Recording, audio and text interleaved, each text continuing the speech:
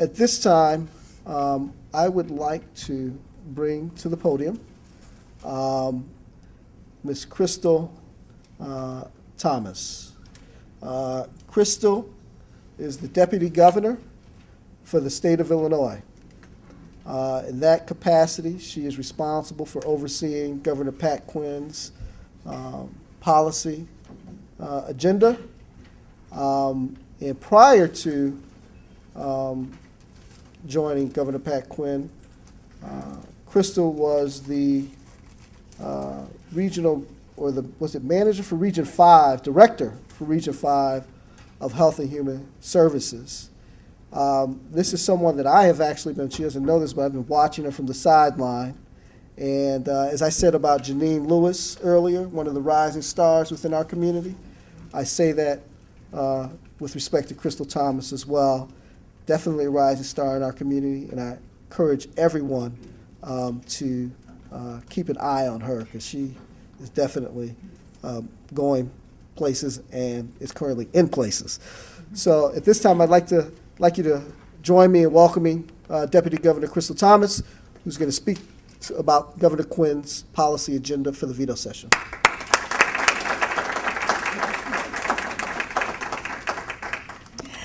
Thank you for that wonderful introduction. And good afternoon, everyone. It truly is a pleasure to be here today.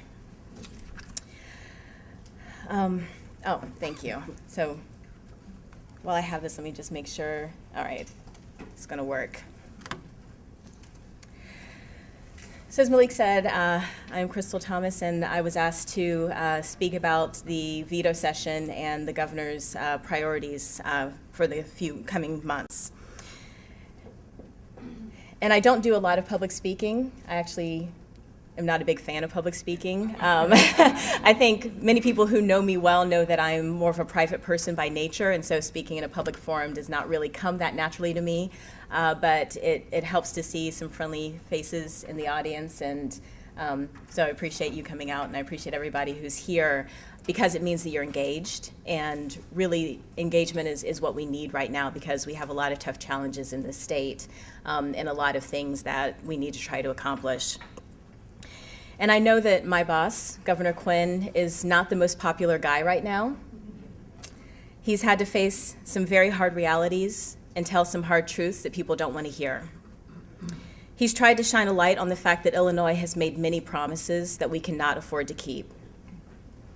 We have over $6 billion in unpaid bills, the worst unfunded pension liability in the country, the lowest bond rating of all 50 states, and hundreds of millions of dollars in deferred maintenance on state facilities, schools, infrastructure. And he's had the courage to say that Illinois needs to stop spending money on outdated institutions and sacred cows so that we can be investing in the future. But you really don't have to take his word for it. The Civic Federation highlighted Illinois' fiscal crisis in a report that it issued early this year. And the State Budget Crisis Task Force issued a report yesterday, calling Illinois among the worst states in the nation with regards to its fiscal condition. And I've shared some of the findings of this report on this slide because I think that many people still do not have a real understanding of how serious this crisis truly is. The task force included former Federal Reserve Chairman Paul Volcker, former New York State Lieutenant Governor and New York City Transit Authority Chief Richard Ravitch, former U.S. Budget Director Alice Rivlin, and ex-Treasury Secretary George Shultz. And they looked at the nation as a whole, and then they looked specifically at 5 states, Illinois being one of them. And so you have a chance to kind of take a look at this slide and what it says, but I'll give a few of the highlights. They found that, or lowlights, as one of the newspaper editorials said. They found that Illinois was effectively insolvent when the recession began in 2008, and our situation has only worsened since then. The state's economic growth has been slowing relative to the U.S. economy as a whole. Do you think that has anything to do with the fact that we are holding $6 billion back from our state's economy? Because that is what our backlog of unpaid bills represents. And that is why Governor Quinn has been working very hard and fighting for a short-term borrowing plan to pay those bills and put that cash back into our economic recovery. Our budget remains fiscally unsustainable, despite the fact that our discretionary spending has been cut back to 2008 levels. Pension costs have risen from 8% of state operational spending in 2008 to 20% of spending this year, and a projected 25% by 2015. Illinois has an aging and deteriorating infrastructure that is in urgent need of immediate repairs to meet basic standards of safety. Over the next several decades, Illinois' infrastructure needs will likely exceed $300 billion. And yet, today, there is no real plan for how we are going to meet those needs. So now that I have you all depressed, I want to say that there is some good news. It's true. We are a state with very serious fiscal challenges, and it's very important. I mean, I say this, and I say this whenever I speak and whenever I can, because it's very important that we, as a people, understand the very serious challenges that we're in. But we also are a great state with many strengths and many resources. We have a well-educated population. We have world-renowned higher education and research institutions, relatively high incomes, and a diverse economy.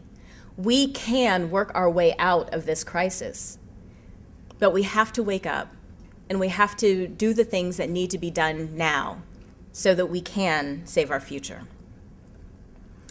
So getting back to the topic at hand, when you ask me what Governor Quinn's priorities are going into veto session, the top one actually, the primary do or die thing we have to do is to restructure our pension system. 5 years ago, our pension contribution as a state was $1.8 billion. Next year, it will be $6.2 billion. This is something every single one of you in this room needs to be paying attention to. Where does that money come from? How can we invest in things like early childhood education, violence prevention, and public health when we are faced with ever-increasing pension obligations? 25% of our operating budget. Governor Quinn has been fighting to restructure our pension system, and honestly, too many people have been standing on the sidelines of this fight, thinking that it's not their problem. But this affects every single one of us in this state. Those of us who work in state government, those of us who are advocates and stakeholders and receive funding from state government, and those people who are just everyday citizens. It affects every single one of us because, and I am not exaggerating when I say this, it threatens every other state expenditure and state program that we care about. So the second priority going into veto session is facility closures. Governor Quinn has proposed closing underused and outdated state facilities like developmental disability centers, juvenile detention facilities, and mental health hospitals. We can provide better and cheaper care for these populations in our community. And as I mentioned before, we have hundreds of millions of dollars in deferred maintenance on state-owned facilities and state-owned buildings. But those facilities employ a lot of people, and they are fighting our efforts to modernize how state services are delivered. This is something that we know will come up in veto session, and it's something that we will be continuing to fight because we know that we need to build up our community services, and we need to close these institutions so that we can be investing in better ways of care. Another priority is funding for the Department of Children and Family Services. The General Assembly reduced appropriations for DCFS by $50 million below the governor's introduced budget. DCFS responded by developing a plan to live within that appropriation, a plan that called for drastic layoffs and cuts to programs.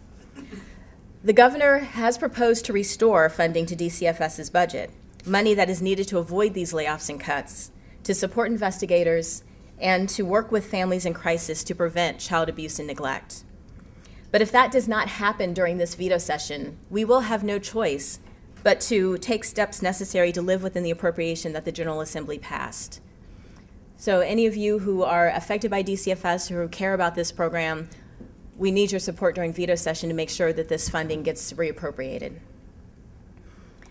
And another priority for veto session are health benefit exchanges under the Affordable Care Act. As many of you probably know, we have not been able to get legislation passed for a state-based exchange in Illinois. So we have announced that we will be entering into a federal-state partnership exchange for 2014. However, we are still hoping to get legislation passed for a state-based exchange, which would be implemented in 2015 and beyond. In order to do that, we need legislation passed in this veto session to set up the governance structure and the funding mechanism for an exchange. The House Democrats have set up a legislative task force to study this issue, and we have been working with them and giving them information so that they know what legislation would need to include. But it is not clear right now whether there will be legislation introduced in veto session or what it would look like. So you might ask, why is it important for Illinois to have a state-based exchange? And to answer that, I want to take us back to think about why the Affordable Care Act was passed in the first place. It was passed because President Obama and members of Congress recognized that the health insurance market was not working. We had too many people falling through the cracks, uninsured, underinsured, who were dropped from coverage when they got sick or who found themselves exceeding lifetime benefit limits and left without coverage for the rest of their lives. The ACA fixes many of these gaps by creating a more transparent and accountable marketplace through the exchanges. And since we know the link between health coverage and health status, these exchanges represent a significant opportunity for people in our communities who have a greater likelihood of being uninsured.